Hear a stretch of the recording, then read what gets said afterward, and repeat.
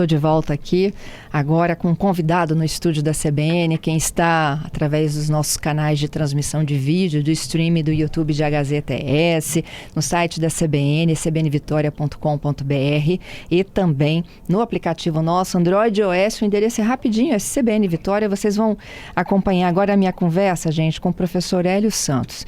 Ele é um dos professores mais renomados, pesquisadores, tá? Que a gente fala aí da cultura negra no Brasil. Ele está chegando aqui ao Espírito Santo, que tem muitos lançamentos. Já participou de uma palestra, agora há pouco, falando de mercado de trabalho, ocupação dos negros no mercado de trabalho. Sim.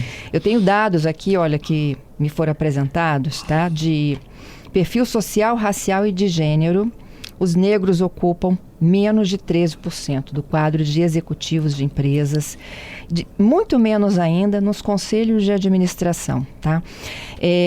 O tema diversidade no mercado de trabalho esteve presente hoje nesse 4º fórum do Instituto Oportunidade Brasil. Aconteceu hoje pela manhã em Vitória. Daqui a pouquinho também tem lançamento do livro do professor Hélio Santos.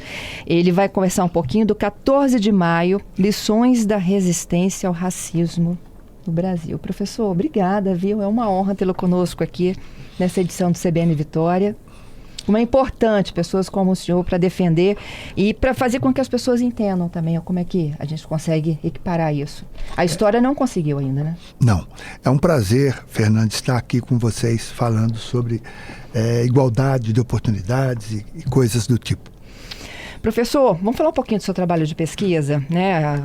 O senhor acabei de falar, né, que a disparidade ainda é absurda. Quando a gente fala de cargos de chefia, então, parece que é algo que não vai ser atingido nunca, né, na história brasileira. Na verdade, o Brasil paga um preço, Fernanda, por desperdiçar talentos.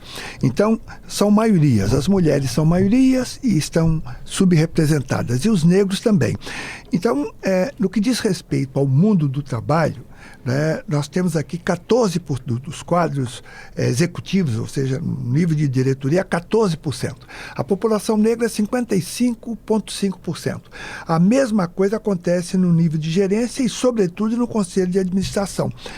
Há também alguma coisa boa acontecendo. Eu tenho que reconhecer, Fernanda, que é a posição de trainee. A posição de trainee é a porta de entrada para os cargos maiores. E hoje, nas 1.100 maiores empresas do Brasil, 71% da posição de trainee é ocupada por pessoas pretas e pardas. Então, isso é uma novidade, porque durante muito tempo, Fernanda, a posição aqui era 100% para brancos. Os trainees das grandes organizações não tinham talento negro. Então, a médio prazo, eu creio que esse quadro aqui vai melhorar um pouco, vai se alterar. Isso provavelmente é um subproduto das cotas raciais nas universidades. Eu ia te perguntar isso agora. Isso é uma consequência, já que a gente já consegue medir, da política de cotas. Perfeito. Bem diferente, Fernanda, dos anos 90, quando a participação de negros na universidade não atingia 2%. Então, é um processo. Hoje é algo novo. Mais da metade da população universitária nas universidades públicas é formada por pessoas pretas e pardas. Ainda não estamos nos melhores cursos, engenharias, direito, medicina, mas já somos maioria. Então, eu penso que a médio prazo a gente muda esse quadro. Entendido. Professor, o livro de hoje fala um pouco desse racismo estrutural, né? Sim. Que vai além do 13 de maio, o 14, né? Exato. O dia seguinte à abolição, o que mudou no Brasil? Foi só um papel assinado?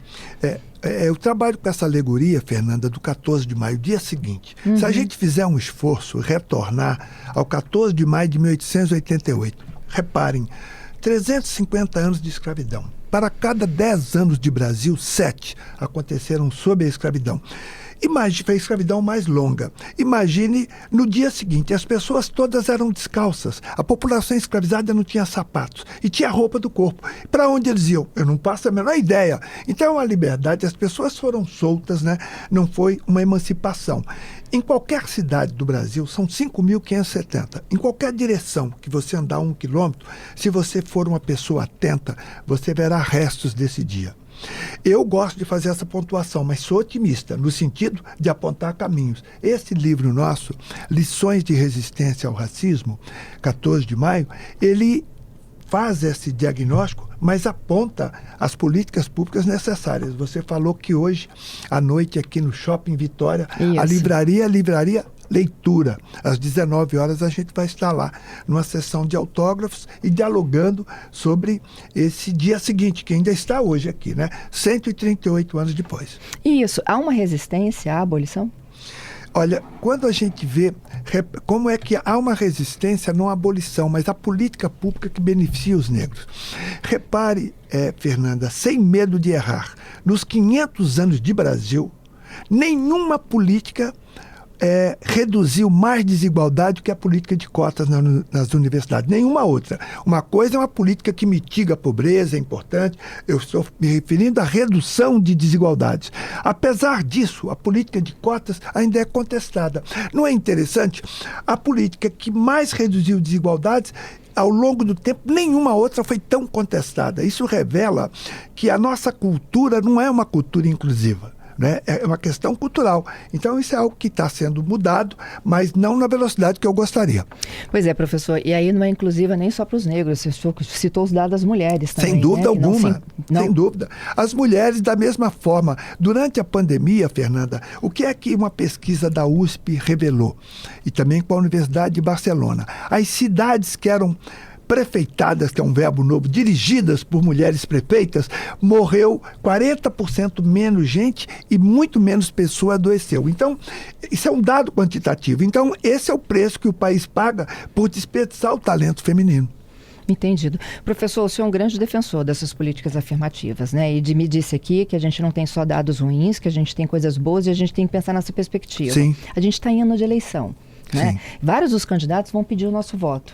Exato. Né? E o que precisa de ter nesse candidato, e aí eu estou falando não só do nosso futuro governante, né, mas quem vai estar também fazendo as leis, porque isso depende muito, né, de muitas dessas políticas, de uma boa legislatura.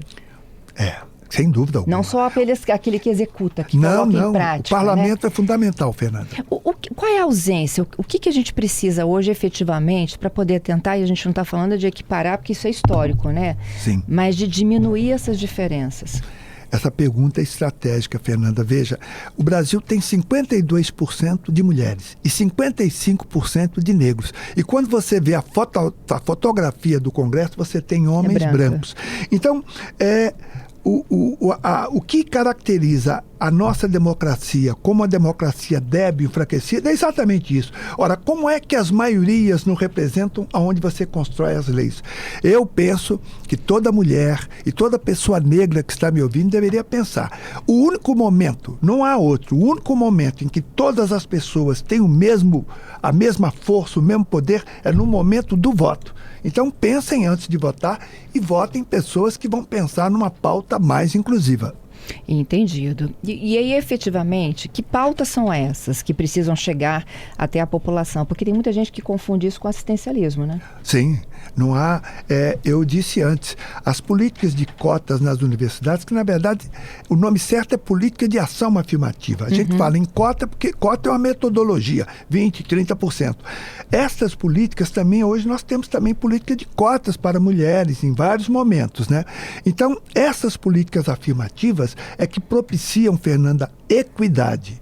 Nada mais desigual do que você tratar todos da mesma forma. A equidade é que materializa a igualdade. Então, se durante muito tempo, historicamente, grupos foram impedidos, prejudicados, essas políticas, essa é a pauta que se deve buscar, né? E nem sempre a gente tem, sobretudo nos parlamentos, a cara do poder, ela não reflete a cara da sociedade. E isso significa uma democracia enfraquecida. É necessário que tenha essa representatividade. Vários países, inclusive países muito mais pobres que o Brasil, têm uma representação feminina muito maior que a nossa, como a Nigéria, por exemplo, e outros países.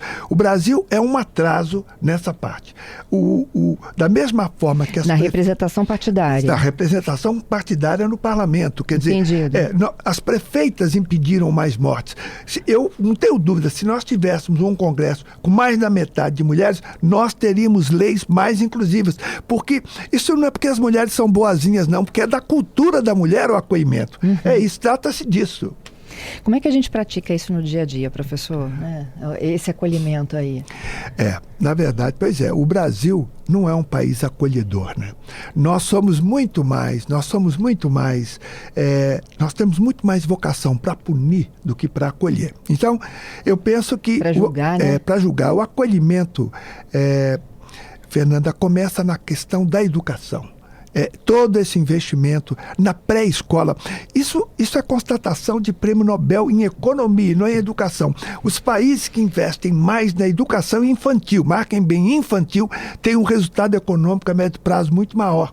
Então, se as pessoas não querem fazer isso por acolhimento, por uma visão ética, o façam por pragmatismo, porque isso é que muda o desenvolvimento. Entendi. Professor, bom dia, Adalberto. Eu sempre ouço falar muito nos últimos tempos sobre a chamada educação antirracista. E aproveitando esse gancho aí que o senhor estava falando sobre a educação, eu queria que a gente explicasse um pouco para os ouvintes o que é esse conceito que a gente sempre ouve falar da educação antirracista e como que a gente pode aplicar no nosso dia a dia. Hoje, Adalberto, nós já temos metodologias, porque não adianta falar que vai dar educação antirracista se você não tem livros, se você não tem textos, se você não tem reflexões. Ora, a educação antirracista, Adalberto, ela começa com a formação brasileira. Quem somos nós? Nós tínhamos aqui em 1.500 etnias indígenas, imagine, hoje restam 391. Temos uma maioria negra, mas temos também uma diversidade europeia rica. Nós não recebemos só italianos ou espanhóis, recebemos portugueses, ingleses, franceses, poloneses, russos, árabes. Então, recebemos também a maior colônia japonesa da história do Japão. Então, esta formação é que tem que ser ensinada. Não é a questão do negro, é a questão desta diversidade racial. E o que cada um desses grupos contribui. A cultura europeia, a cultura africana. A diversidade não é salada de frutas. Ela sempre propiciou sinergia. Ou seja, o Brasil é um país rico e não sabe. Porque esta diversidade, a gente pensa o negro. O negro são centenas de etnias. As pessoas, nos navios negreiros, nós tínhamos pessoas de vários grupos. Ninguém confunde um alemão com um espanhol. Da mesma forma, em África, as pessoas são... Então, essas etnias todas aqui se fundiram. Da mesma forma que os grupos alemães. A educação antirracista, Adalberto, ela não foca numa determinada cultura. Ela mostra toda essa diversidade, toda essa fortaleza que o país tem e o que cada grupo pode fornecer. Isso é que é educação antirracista, porque você não hierarquiza as diferenças. Trata-se disso. Alguns ouvintes aqui estão conversando conosco, professor, e essa interação ela existe muito aqui no CBN Vitória, né? E o Carlos diz, nós somos um país que é formado de mestiços e também de pessoas que vieram da Europa. Essa representação que a gente estava falando agora há pouco, né? O Daniel, ele está dizendo que ele é deficiente visual e que ele gostaria muito de ter acesso ao livro. Ele pergunta se você vai ter plataforma digital dele. Vai ter sim, querido. Vai ter plataforma digital e vai ter também o livro hoje, o audiobook. Você vai ter tudo isso na Companhia das Letras e na Editora Zahar. Vai ser um prazer, Daniel, tê-lo ouvindo o nosso livro. Que legal. Quem quiser participar também e perguntar ao professor Hélio, 992994297. Quando a gente fala de representatividade, né, a gente não se enxerga, né, nesse congresso que temos hoje, quando a gente fala desses mestiços europeus e, enfim, né, e dos próprios indígenas que já estavam aqui, quando, de fato, né, foi proclamada aí o descobrimento do nosso país.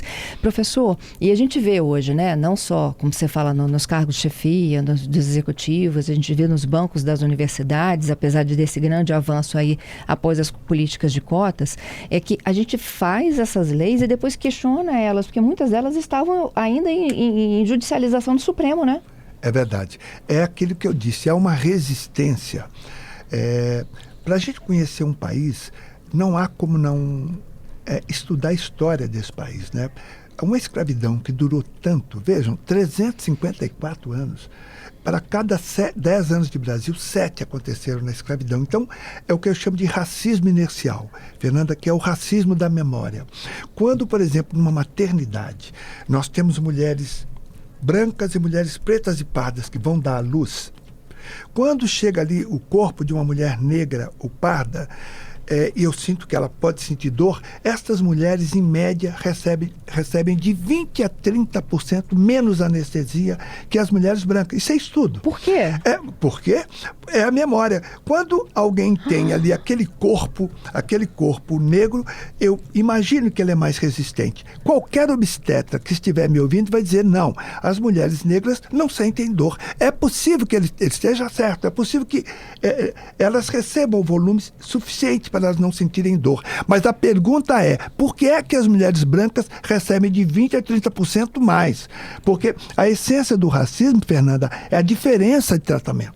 Então, isso é pesquisa. Se a gente for hoje numa grande maternidade, no final do dia, pegar 20 mulheres brancas que deram à luz e 20 mulheres pretas e pardas e medir, as mulheres pretas e pardas terão recebido de 20% a 30% menos. Não há uma combinação, não há uma reunião na maternidade para essa decisão. Apenas acontece. Eu digo que está no piloto automático da sociedade esse tipo de coisa que como eu digo, a educação antirracista que o Adalberto perguntou antes, ela passa por isso. Não hierarquizar as diferenças. E isso é um sonho de muitos educadores, e eu acho que o país caminha muito lentamente nessa direção. Professor, e durante muitos anos a gente ouviu também o termo falar da democracia racial no Brasil, né? Que todo mundo convive muito bem, que o racismo no Brasil é uma coisa que foi sendo incorporada. Queria entender um pouco da sua análise e da sua visão sobre esse convívio com as diferenças que nós temos no nosso país. Você falou em democracia racial. Não existe infâmia, Adalberto, eu não gosto de falar, maior que essa. Quer dizer, a democracia racial no mundo é uma experiência inédita, mas no nosso país é algo notório, não importa a classe da pessoa, né?